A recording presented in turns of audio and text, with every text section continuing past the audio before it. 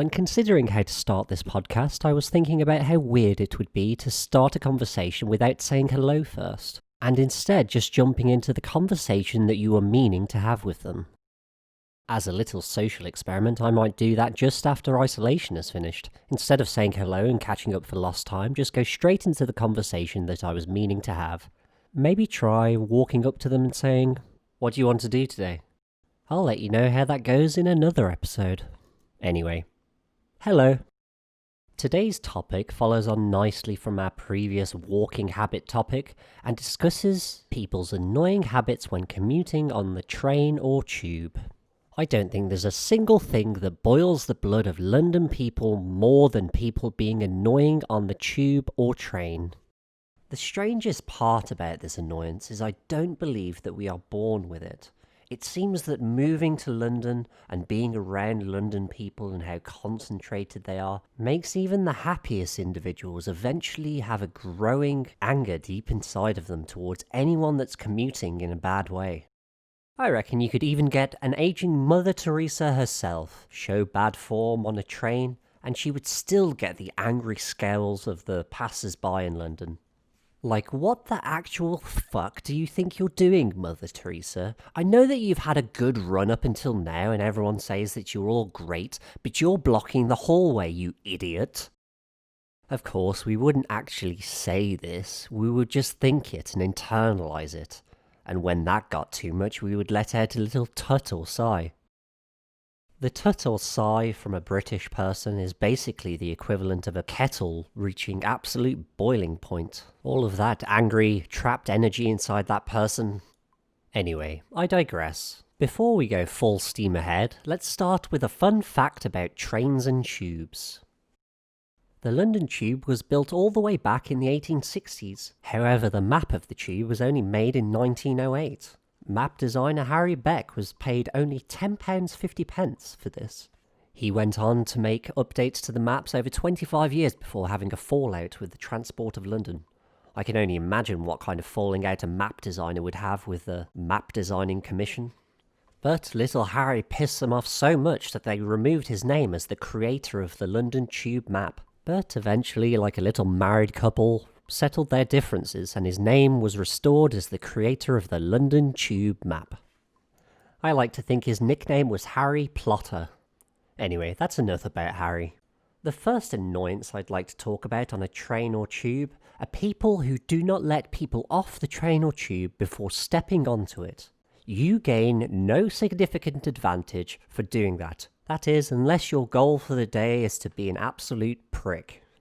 If that's the case, then well done, Jimmy, you fucking nailed it. Until there comes a day where people can transport through walls, there is literally no point in speeding up the process of you getting on the train. You're going to get on first because you're at the front of the queue. That's how it works. Yes, if you're looking for a guaranteed tut, this is one way to do it.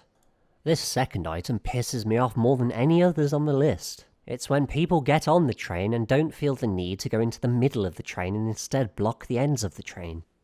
This act has built up so much anger for me over the years, I'd go as far as to say I could never socially interact with anyone who does such a thing. It's a perfect demonstration of complete selfishness. I think it's the equivalent of getting onto the train, turning around to the open door and saying fuck off and pointing to each individual person that's trying to get on the train. In fact, I think that idea has more merit than standing in the hallway because I think that would be absolutely hilarious. I believe if you're going to be a dick in life, you should be the best dick that you can be.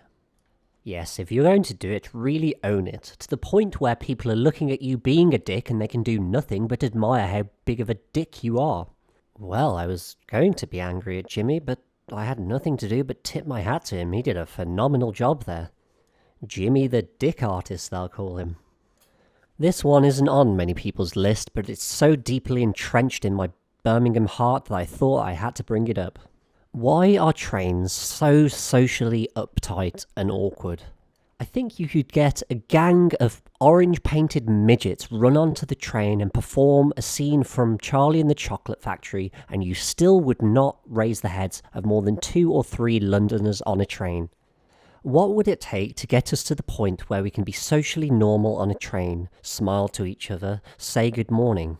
I seriously think that we're wasting such a valuable part of our lives being dull and boring. We should make the most of this time because we don't want to be looking back on it in 20 years and thinking that we could have been having a more enjoyable time. But, as per usual, I'm not going to moan without providing a suggestion of what we can do about it. Trains in the UK have a concept of a quiet carriage, reserved for only the most boring and intolerant people that you could imagine.